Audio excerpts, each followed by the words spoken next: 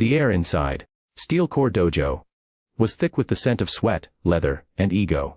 Punching bags swung in rhythm to the sound of grunts and sneakers squeaking across the mats. It was a Saturday morning class. The kind of day when students came to test their limits and show off what they'd learned from the legendary sensei, Hiroshi Tanaka. Among them was the dojo's star student, Brandon Hayes. A 28-year-old black belt with a sculpted frame, striking confidence, and a reputation that bordered on arrogance. He had trophies lined across the walls and an Instagram feed full of knockout clips. To most, he was a martial arts prodigy. But behind the admiration, many whispered the same thing. Brandon had forgotten humility. That morning, Brandon was in peak form, throwing perfect spinning kicks that echoed with authority. His classmates watched with admiration. And a bit of resentment. "Man, Brandon's on fire today." One whispered. "Yeah." Another replied. "He knows it too." In the corner, quietly mopping the floor near the edge of the sparring area, was Rosa Alvarez, the cleaning lady. She was in her early 40s, small-framed, wearing faded blue overalls and worn-out sneakers. She kept her head down, humming softly as she worked. Most people barely noticed her. She came before dawn, cleaned through the day, and left before sunset. But Brandon noticed her that day. And for the wrong reasons. When Sensei Tanaka called for a short break, Brandon took a sip of water and smirked toward his buddies. "You guys ever notice how the cleaning lady's always watching us?" he said loud enough for her to hear. A few chuckled nervously. "She's probably just bored," someone replied. Brandon tilted his head, his grin widening. "Or maybe she wants to learn a few moves." "Hey," he called out, raising his voice across the room. "You ever tried throwing a punch before?" Rosa froze. The mop handle trembled slightly in her hand.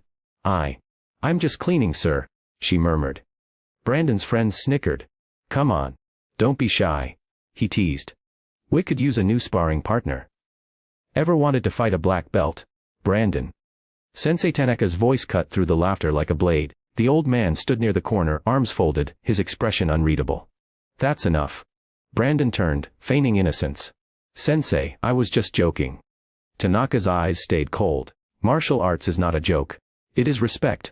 "Of course," Brandon replied, nodding. But his grin returned the moment Tanaka turned away. "Lighten up, guys," he whispered. "It's just harmless fun."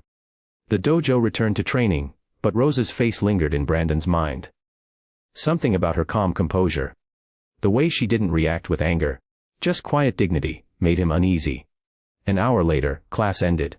Students packed up, chatting as they left, but Rosa stayed to finish her cleaning. Brandon, still sweating from sparring, leaned against the wall, scrolling through his phone. He saw her bending down to wring out a mop, her movements careful and deliberate.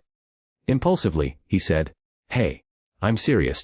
You ever want to learn a few moves? I could teach you sometime." Rosa looked up, her dark eyes calm. "I used to know a few." Brandon blinked. "Oh yeah? What? Like self-defense classes?" A faint smile crossed her lips. "Something like that." That intrigued him. "Really? You mean you actually trained before?" She paused, then stood up straight. "A long time ago. In another life." Brandon laughed. "All right, then how about a little demonstration? I promise I'll go easy."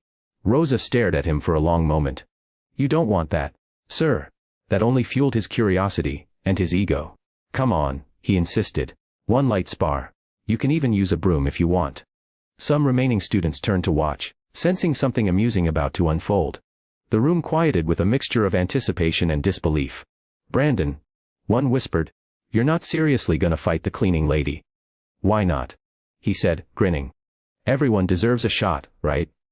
Rosa sighed softly, setting her mop aside. Her movements were graceful. Almost rehearsed.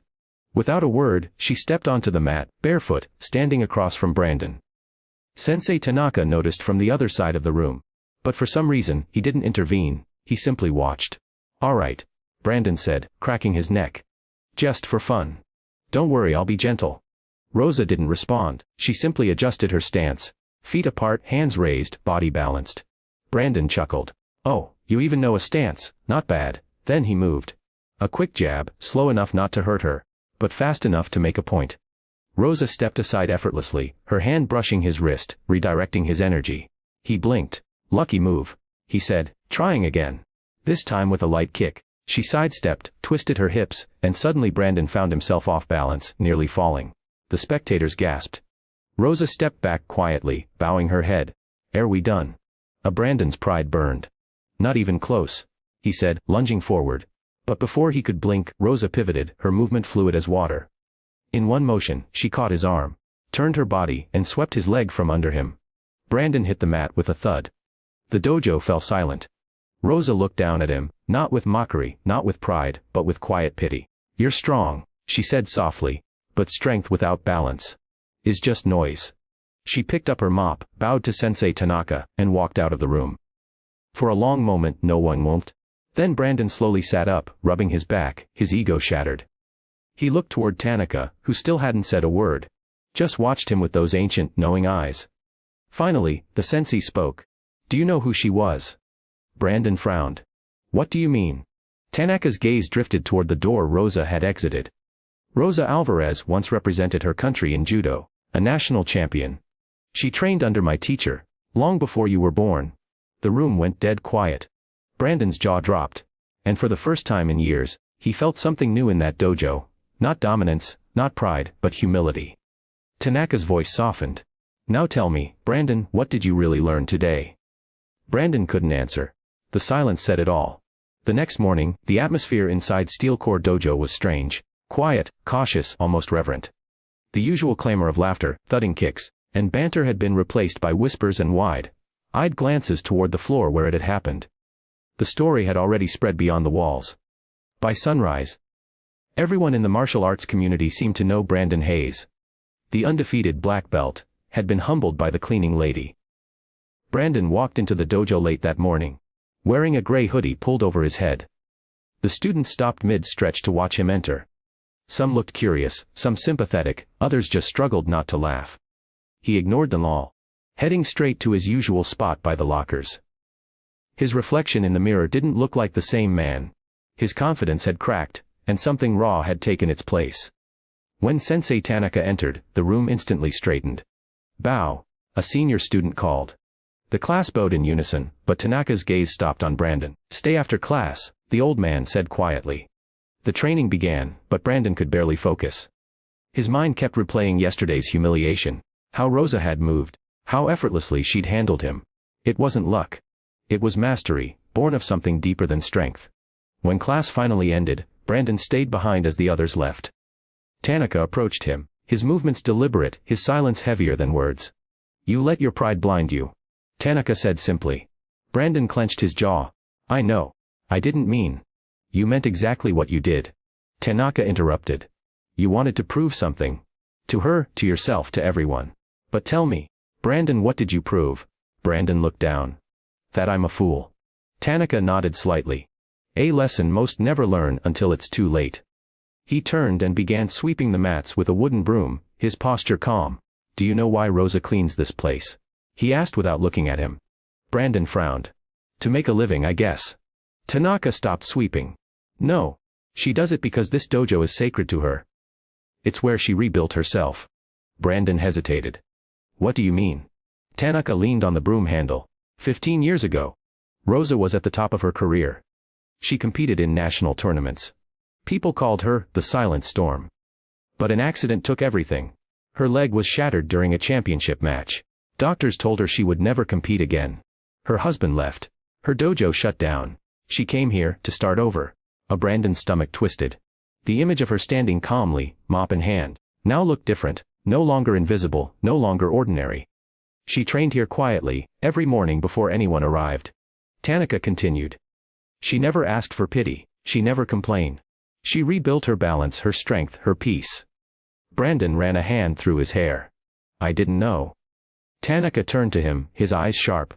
"You didn't care to know. That is what arrogance does. It blinds you to the strength in others." The words cut deep, deeper than any punch. "Sensei," Brandon said softly, "can I speak to her? I need to apologize." Tanaka nodded. "You may try. But Rosa doesn't seek apologies, she seeks sincerity." Later that afternoon, Brandon found Rosa in the back room of the dojo, folding towels. The sunlight streaming through the window painted soft golden lines across her face. She didn't look surprised to see him. "You move quieter today," she said gently without looking up. Brandon swallowed hard. "I came to say I'm sorry. For yesterday. For everything." Rosa folded another towel, then finally looked at him. "You are not the first man who has tried to humiliate me," she said. "But you are the first who came back to apologize." Her tone wasn't harsh. It was matter of fact, steady, grounded. "I thought I was teaching you something," Brandon said, his voice breaking slightly. "But you taught me more in 1 minute than I've learned in 10 years. Rosa smiled faintly. "Martial arts is not about fighting others. It's about fighting yourself. The part of you that thinks it already knows everything." Brandon nodded. "Can you teach me?" She raised an eyebrow. "Teach you? Please," he said earnestly. "Not the moves. I can learn those anywhere. I mean what you have. That calm, that control." Rosa studied him for a long moment, then she nodded once. "If you are willing to start from zero, then yes." Brandon's lips parted slightly in disbelief. "From zero?" She pointed to the mop in the corner. "Start there. Clean the floor." He blinked. "You want me to?" Rosa cut him off with a small smile. "If you cannot respect the ground you fight on, you cannot master yourself." Brandon hesitated, then took the mop. The handle felt heavy in his hands, not because of the weight, but because of what it symbolized. He began to clean, awkwardly at first. Rosa watched silently, occasionally correcting his stance. "Back straight. Breathe through your center. Every movement matters." By the time he finished, sweat dripped down his forehead again. But not from combat. It was a different kind of exhaustion. One that came from letting go of pride. When he looked up, Rosa nodded approvingly. "Good. Now come tomorrow. Earlier. We'll begin properly." Brandon smiled. A quiet, genuine one this time. "I'll be here." As he left, Sensei Tanaka watched from the doorway, a faint grin tugging at his lips. Rosa turned toward him. "You planned this, didn't you?" she said softly. Tanaka chuckled. "I didn't plan anything, life did. Sometimes the best lessons come disguised as humiliation." Rosa's eyes softened as she looked toward the empty mat. "Then maybe the boy still has hope." Tanaka nodded. "He does. Because he finally fell, and decided to get up the right way." Outside, Brandon walked home under the fading orange sky, feeling something new settle inside him. Not pride, not defeat, something steadier. For the first time, he realized that true strength didn't roar, it whispered. The following morning, Brandon arrived at the dojo before dawn. The air outside was still, heavy with fog, and the streetlights flickered dimly against the quiet pavement. Inside the dojo was empty. Except for Rosa. She was already there, kneeling on the mat, wiping down the wooden floors with slow, deliberate movements. Brandon hesitated at the door. The same woman he had once mocked now seemed like a mountain. Unmoving, serene, but impossible to ignore. He bowed slightly before stepping in. "You're early," she said without looking up. "I wanted to start right," he replied. She stood and handed him a towel. "Then we start with respect. Clean the space. Clear your mind." Brandon took the towel, dropped to his knees, and began to wipe the floor beside her. At first, he worked fast, as if speed would impress her. Rosa shook her head. "Slow down," she said quietly. "You're not cleaning dirt. You're cleaning distraction." Brandon paused, unsure what that meant, but followed her lead. They moved side by side in silence for nearly an hour, the rhythm of the cloths against the wood like a slow heartbeat. When the task was done, Rosa stood and faced him. "Now," she said, "we train." Brandon instinctively shifted into a fighting stance, his eyes focused. But Rosa simply raised her hand and said, "No, not like that. Sit." He obeyed, crossing his legs on the mat. Rosa sat across from him, the early morning light catching faint scars on her hands. Proof of a life of battles, physical and otherwise. "What is martial arts?" she asked. He opened his mouth, then stopped. "Discipline. Power control." She shook her head. "It's awareness. Everything else comes after." She placed her palm on the mat. "Feel the ground beneath you. Don't just touch it, listen to it." Brandon tried. He sat quietly, feeling his heartbeat slow, his breath deepen. It felt strange, uncomfortable even, to do nothing. But as seconds turned into minutes, he began to notice things he hadn't before: the creak of the floorboards, the distant hum of the city waking, the gentle wind slipping through the window crack. When Rosa finally spoke again, her voice was barely above a whisper. "Every great fighter knows how to move. But a true master knows when not to." That single line sank deep into him. Their sessions continued daily. Rosa's training methods were unlike anything Brandon had ever experienced. There were no aggressive sparring drills or punishing workouts. Instead, she had him balance cups of water on his palms while walking. He practiced breathing while standing perfectly still for minutes at a time. He was told to punch not for power, but for silence. It frustrated him at first. How is this supposed to make me stronger? He demanded one morning after failing yet another exercise. Rosa smiled gently. You want to be strong for others to see. I want you to be strong enough not to need their eyes. Brandon fell silent. Week by week, his movements grew softer, but sharper. His strikes became quieter, but deadlier. He began to feel each motion before he made it, understanding Rosa's words in waves that couldn't be explained, only lived. Outside the dojo, things changed too. His attitude softened. The younger students who once avoided him now came to him for help, and instead of brushing them off, he guided them with patience. Even Tanaka noticed the shift. One afternoon, after watching Brandon teach a beginner how to maintain balance during a simple kick, the old sensei approached him. You're learning, Tanaka said with a faint smile. Still got a long way to go, Brandon replied. That's what learning means, Tanaka said. The path doesn't end, it only deepens. But not everyone admired his transformation. A rival fighter named Jason, another black belt at Steel Corps, had grown increasingly jealous. He'd been in the dojo longer than Brandon, yet never received the same attention. When he heard that Brandon was now training with the cleaning lady, he scoffed. You're kidding me, Jason said one afternoon, cornering Brandon near the lockers. You're letting her teach you. What's next, a broom kata? Brandon simply smiled. You'd be surprised what you can learn from a broom. Jason sneered. You've gone soft, man. I liked you better when you were actually good. Brandon didn't respond, just packed his bag. But as he turned to leave, Jason added, you know what? Maybe I should fight her too. Let's see if the legend holds up. Brandon froze. He turned slowly. Don't. Jason raised an eyebrow. Why not? Afraid I'll get embarrassed like you. Brandon's voice dropped low. Because she doesn't fight for pride.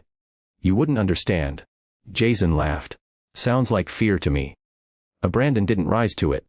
He just walked away. But a shadow of worry followed him. He knew Jason's ego, and he knew trouble was brewing. That evening, he stayed late, hoping to warn Rosa. She was cleaning near the back again, humming softly, her movements peaceful as always. Rosa, he said, approaching carefully. Jason's planning to challenge you tomorrow. Don't accept it. She paused, wringing out a cloth. Why not? He's angry. He just wants to prove something. He'll try to hurt you. Rosa's lips curved into a faint, almost amused smile. Brandon, if a man fights from anger, he's already defeated. He frowned. I'm serious, he's reckless. So were you, she said softly, turning to face him. And yet here you are, learning peace. He sighed, defeated by her calm logic. Then at least let me be there. Her eyes softened. You don't need to protect me. Maybe not, he said quietly. But I need to see what real control looks like again. Rosa smiled, this time warmly. Then come early. The next morning would not only test Jason's pride but reveal something to everyone in the dojo. Something that would change how they saw strength, humility, and the woman they'd all overlooked. Because sometimes the loudest lessons come from the quietest souls. The next morning, the dojo was buzzing before dawn. Word had spread, again. Jason, the fiery and arrogant black belt, had challenged Rosa, the cleaning lady who once floored Brandon Hayes. Some came out of disbelief, others out of curiosity.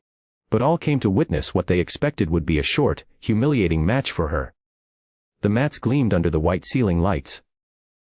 The smell of polished wood and anticipation hung thick in the air. Even Sensei Tanaka stood silently by the wall, his hands behind his back, his expression unreadable.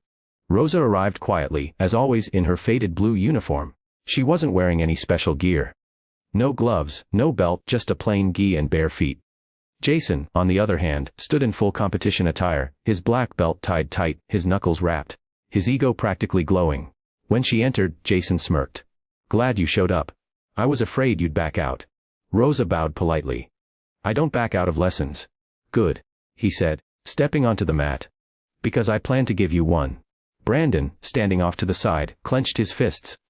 His jaw was tight with worry. He could feel the tension from every spectator like static in the air. Sensei Tanaka raised his hand. No injuries, he said firmly. Only control. Jason nodded. But his grin said otherwise. Begin. The room fell silent. Jason circled first, testing her. He threw a quick jab, fast and sharp. Rosa didn't move. Her eyes followed the strike, calm and unblinking. At the last second, She tilted her head, and the fist brushed past harmlessly. Jason stepped back, frowning. He tried again, this time with a kick. A low sweep meant to catch her off guard. Rosa shifted her weight, lifted her foot just enough, and Jason's leg met nothing but air. The crowd murmured. Jason scowled. Stop dodging and fight. Rosa's voice was steady. I am fighting. You're just not listening. That line drew a ripple through the onlookers. Jason lunged again, this time faster, throwing a combination. Punch, kick, elbow. The blows came in a flurry, a storm of frustration and ego. Rosa didn't counter. She redirected, avoided, flowed around him like water refusing to be struck. Each miss only made him angrier. His movements grew sloppy, desperate. He swung hard, shouting in frustration. Until Rosa's hand flashed forward. In one motion, she caught his wrist, turned her hips, and used his own momentum to flip him cleanly onto the mat. The thud echoed through the dojo like a thunderclap. The crowd gasped. Jason hit the floor, stunned, wind knocked out of him. Before he could recover, Rosa crouched beside him, her palm lightly pressing his shoulder. Not to hold him down, but to steady him. Anger is loud, she said softly. Wisdom whispers. Which one do you think wins in the end? Jason didn't answer. He just stared up at her, chest heaving, his pride shattered. Rosa stood and bowed to Tanaka. It's done. But the sensei didn't bow back immediately. Instead, he looked around the room. What did you all just see? He asked. No one answered. The students exchanged nervous glances. Finally, Brandon spoke. Control, he said quietly. Tanaka nodded. Yes, control. The greatest strength a fighter can have. Jason slowly sat up, his voice trembling. I don't get it. You didn't even hit me. Rosa looked at him kindly. Because I didn't need to. You were already fighting yourself. Her words hung in the air like incense. Soft but impossible to ignore. Jason lowered his head, shame washing over him. I'm sorry, he whispered. Rosa smiled. Then the lesson is complete. The dojo was silent. Not the silence of tension, but of reverence. Everyone knew they'd witnessed something rare. Not a fight, but a transformation. After the crowd dispersed, Brandon approached Rosa, a proud but humble smile on his face. You did it again, he said. She chuckled. I did nothing. He learned what he needed. You could have embarrassed him, Brandon said. You didn't. Rosa's eyes softened. Because that's not the way. You never win by making someone smaller. You win by helping them see who they could be. Brandon nodded slowly, feeling those words carve themselves into his soul. For weeks afterward, the dojo changed. Students no longer looked at Rosa as just the woman who mopped the floors. They greeted her with bows, respect, and sometimes shy questions. She would still clean, still hum softly as she worked. But now every sound of the mop against the floor carried a new kind of weight. Almost sacred. Jason, too, changed. He began showing up early, helping Rosa prepare the mats, training quietly beside her. The arrogance faded, replaced by focus. The rivalry between him and Brandon softened into mutual respect. Tanaka observed it all with quiet pride. He often said little, but one evening, as the last of the students left, he approached Rosa while she locked up. You've done more for this dojo than I have in years, he said. She smiled faintly. You planted the seed, sensei. I just reminded them how to water it. Tanaka nodded. And what about you? You've been teaching, healing, but have you forgiven yourself yet? Rosa's eyes dimmed for a moment. She looked down at her hands, the faint scars from her accident. I used to think I lost everything when I fell. But maybe that fall was what brought me here. Tanaka's voice softened.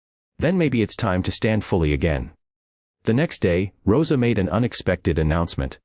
One that stunned everyone. During morning class, she stood before the students, including Brandon and Jason, who both looked curious. I've been invited, she said, to demonstrate at the regional martial arts exhibition next month. Sensei Tanaka asked me to represent Steel Core Dojo. A wave of surprise rippled through the room. Rosa smiled modestly. I haven't stood on a mat in competition since before many of you were born. But I think it's time. Brandon's heart swelled with pride. You'll show them what real mastery looks like. Rosa looked at him and smiled knowingly. No, she said softly.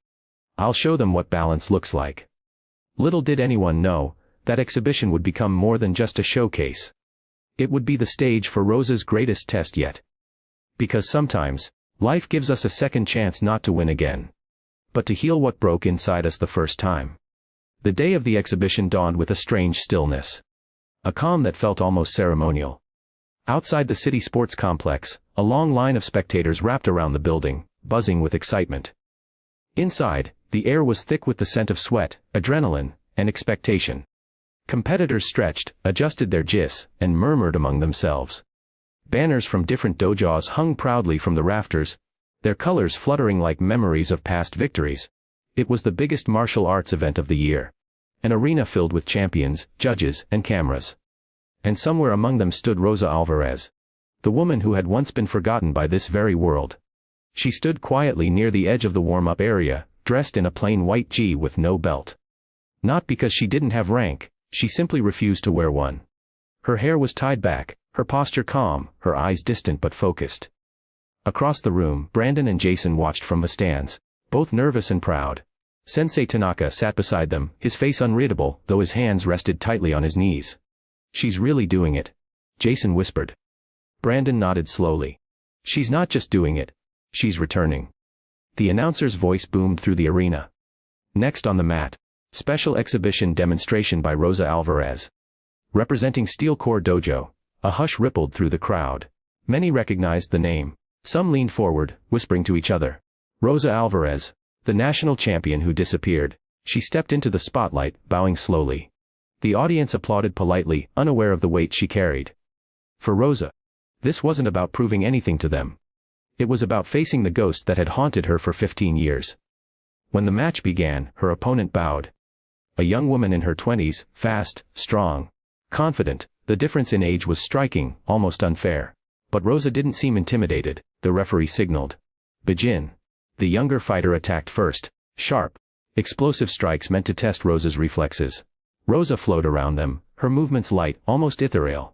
Every dodge was precise, every step purposeful. It was like watching water move around stone. But midway through the first exchange, something happened. As Rosa pivoted to avoid a leg sweep, her right knee buckled. Just slightly, but enough to make her flinch. The same knee that had once shattered under the weight of her past. A collective gasp swept the arena. Brandon shot to his feet. "No." Tanaka's hand came up, steady and calm. "Wet." Rosa steadied herself, one hand on her thigh, breathing slow. Pain flickered through her face, but she didn't back down. The young fighter hesitated, uncertain whether to continue. "Keep going," Rosa said softly. The fight resumed, but Rosa's movements were different now. Slower, more deliberate. Her knee trembled slightly with each pivot, but her eyes never wavered. She wasn't fighting her opponent anymore. She was fighting her own body, her own fear. Every move was a conversation between pain and willpower. Every strike, every breath, was a reclamation. Her opponent lunged, throwing a high kick. Rosa ducked low, spun on her good leg, and executed a flawless sweep that sent the young woman tumbling to the mat. The crowd erupted in cheers. For a moment, Rosa stood tall, breathing hard but glowing with quiet strength. But as the applause echoed, she stumbled slightly, her knee giving a sharp jolt of pain.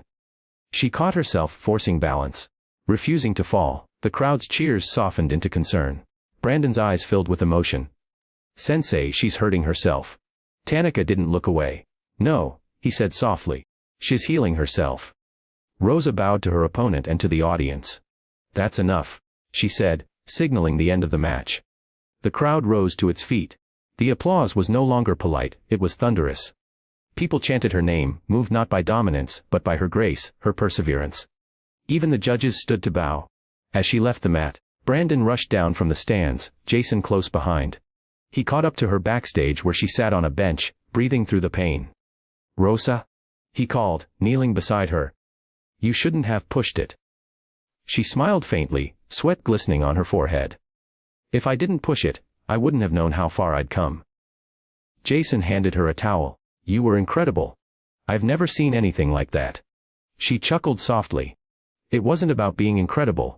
It was about being present. Tanaka approached quietly, his presence calm as ever. "You've closed the circle," he said. Rosa looked up at him, her eyes shimmering. "Sensei, I didn't win. I barely made it through." Tanaka smiled gently. "You won the only fight that ever mattered. The one inside." For the first time in years, Rosa's eyes filled with tears. "I thought I'd never stand here again," she whispered. "Not without fear." Tanaka's voice softened. "Fear never leaves. But when you stop running from it, it becomes your balance." Rosa looked at him, then at Brandon and Jason. The students who had once been symbols of everything she used to despise in the martial arts world: arrogance, noise, ego. Now, they were her family. Brandon smiled through his emotion. You've taught us more than any trophy ever could. Rosa's laugh came out like a sigh of relief. Then maybe I've finally done my job. But, as the arena buzzed outside with her name echoing through the halls, Rosa's gaze drifted toward the window. Beyond the cheering, the lights, and the cameras, she saw the faint reflection of her younger self, the fierce champion she once was. For the first time, that reflection wasn't a wound. It was a memory. Honored, accepted, and finally at peace. Yet she knew her story wasn't over. Because every ending, in its quiet way, becomes a beginning for someone else. And that someone was already watching her with awe. A small girl, maybe 10 years old, had been standing near the entrance of the warm, up area, clutching a broom almost as tall as her. Her wide eyes sparkled as she whispered, "Miss Rosa, can you teach me to move like that one day?" Rosa turned, smiled softly, and extended her hand. "Of course. But first," she said, glancing at the broom. "We start with the floor." The girl nodded eagerly, unaware she had just stepped onto a path that would change her life. Brandon watched the exchange, his heart swelling with pride. Rosa Alvarez had come full circle. Not as the fighter who conquered others, but as the master who rebuilt souls. And yet, the world hadn't seen the last of her. Because fate, as always, had one final test waiting in the shadows. A week after the exhibition, the dojo glowed with new energy. Every student, from the youngest beginner to the oldest veteran, trained with renewed purpose. They no longer came to learn how to fight. They came to learn how to move like Rosa Alvarez. Her story had spread beyond Steel Corps' walls. Local newspapers called her the woman who danced with defeat and won. Videos of her performance had gone viral, millions watching her fall, rise, and bow with grace. She became an unintentional symbol, not of power, but of resilience. But Rosa herself wanted none of the attention. Fame, she knew, was just another test. She still cleaned the dojo every morning, just as she always had. Still hummed softly while she worked. Still smiled when Brandon and Jason arrived early for training. It was a crisp morning when Sensei Tanaka entered quietly, holding a sealed envelope. His steps were slower than usual, his breath heavier. Brandon noticed the tremor in the old man's hands. "Sensei," he asked. Tanaka smiled faintly. "An invitation," he said, handing it to Rosa. She opened it carefully. Inside was a letter, embossed with gold. Her brow furrowed as she read. "The World Martial Arts Summit," she murmured. Brandon's eyes widened. "That's huge. They only invite masters. People with decades of recognition." Tanaka nodded. "They've seen your demonstration. They want you to lead a session on the philosophy of balance." Rosa hesitated. "I don't know if I deserve that." Tanaka smiled gently. "That's why you do." The summit was 2 weeks away. It would be her first international event since the accident 15 years ago. A stage not of combat but of legacy. As the day approached, Rosa trained privately, not in sparring, but in stillness. She meditated in the early mornings, walked through empty parks at dawn, and practiced the same quiet forms that once healed her. Brandon and Jason helped where they could, handling logistics, preparing presentations, and organizing her travel. The night before she was set to leave, a small ceremony was held in the dojo. Students lined up to bow, each one offering a word of gratitude. Brandon stepped forward last, holding a simple wooden box. "What's this?" Rosa asked softly. He smiled. "A gift. From all of us." Inside the box was a freshly tied black belt. Her name embroidered in gold. Rosa's eyes glistened. "You didn't have to." Brandon shook his head. "You earned it long ago. We're just late to recognize it." She ran her fingers over the stitching. "This isn't just fabric," she said quietly. "It's forgiveness." Tanaka nodded. "Then wear it proudly. You've carried enough humility for a lifetime." The next morning, she left for the summit. The event was held in Kyoto. A sprawling complex filled with masters, scholars, and practitioners from across the world. On the main stage, massive banners hung over a pristine white mat. Thousands of spectators filled the seats and cameras rolled. When Rosa stepped into the light, wearing her new belt, the crowd stood. Many had come expecting a dramatic demonstration of technique. Instead, she began with a story. 15 years ago, she said into the microphone, her voice steady, "I believed martial arts was about victory. About being better than the person standing across from you. But then, one day, I couldn't stand at all." The room fell utterly silent. She smiled faintly. "Losing everything was the best lesson I ever learned. Because only when I fell did I learn what strength really is. Strength isn't power. It's patience. It's grace. It's getting up again. Slowly, humbly, and without anger. Then, without another word, she bowed, stepped to the center of the mat, and began her demonstration. It wasn't flashy. There were no acrobatics, no loud strikes. Just slow, deliberate movements, each one flowing into the next, balanced, precise, and peaceful. Her body spoke where words couldn't. Every turn and breath told her story: the pain, the fall, the acceptance, the rebirth. When she finished, there was a long, breathless silence. And then, an eruption of applause that shook the hall. Some even stood, tears streaking their faces. Rosa bowed deeply. But as she lifted her head, she noticed someone at the edge of the mat. An elderly woman standing with a cane, watching her with shining eyes. The woman bowed. Rosa recognized her instantly. It was her old rival, the one who had accidentally caused the injury that ended her career. Their eyes met across the year. No words were needed. Rosa walked to her and bowed deeply. The woman bowed in return, her own tears falling freely. Two warriors, once bound by tragedy, now released by forgiveness. That moment became the most shared image of the entire summit. Two women, both aged and scarred, bowing before each other. Not as enemies, but as reflections of the same journey. When Rosa returned home a few days later, the dojo erupted in cheers. But she only smiled and said, "I brought something better than a medal." Brandon grinned. "What's that?" "Peace," she said simply. Time passed. The seasons changed. And one afternoon, months later, Brandon found Rosa sitting alone on the mat, watching the new generation of students practice. The little girl with the broom was among them now, her kicks clumsy but determined. "She reminds me of someone," Brandon said, sitting beside her. Rosa chuckled. "Then maybe she'll fall too." Brandon looked puzzled. "Fall?" She nodded. "Falling teaches what standing never could." He smiled. "You've become the heart of this dojo." Rosa's eyes softened. The dojo was always the heart. I just learned how to listen to it. Outside, the sun dipped low, painting the walls gold. Rosa stood slowly, stretching her knee. It still ached sometimes, but she didn't mind. Pain was no longer her enemy. It was her reminder that she was alive. As the students bowed to end class, she whispered to herself, "Balance, not victory." And in that quiet dojo, where strength once shouted and pride once ruled, there was now only stillness, filled with laughter, learning, and the gentle rhythm of footsteps on polished wood. Rosa Alvarez, the woman once mocked as a cleaning lady, had become something greater than a champion. She had become a teacher of peace, and long after she was gone, the lessons she left behind